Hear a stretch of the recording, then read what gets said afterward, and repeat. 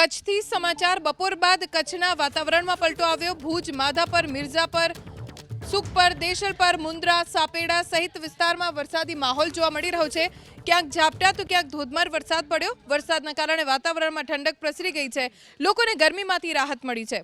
ક્યાંક ધીમી ધારે તો ક્યાંક જોરદાર વરસાદ પડી રહ્યો છે, પણ વરસાદના કારણે તાપમાનનો પારો નીચે ગયો છે, જેના કારણે ઠંડક પ્રસરી ગઈ છે। તો બીજી તરફ ખેડૂતો પણ વરસાદને વધાવી રહ્યા છે।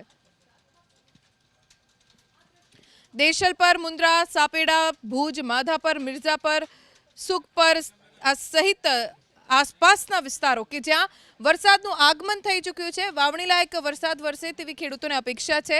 કેટલાક વિસ્તારોમાં તો તેજ પવન સાથે વરસાદનું જોર પણ વધારે જોવા મળી રહ્યું છે, તો ક્યાંક ધીમી ધારે ઝરમર વરસાદ વરસી રહ્યો છે।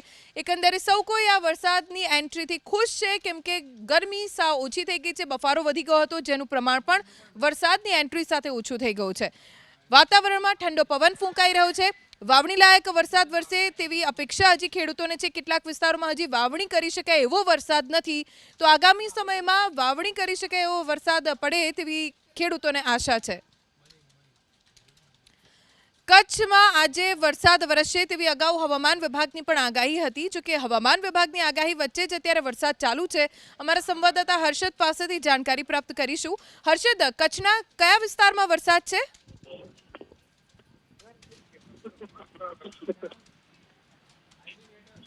હર્ષદ, અવાજ આવી રહ્યો છે આપને? જી ધ્વની, ખાસ કરીને વાત કરીએ આજે બપોર બાદ કચ્છના પશ્ચિમ કચ્છના વાતાવરણમાં પલટો આવ્યો હતો।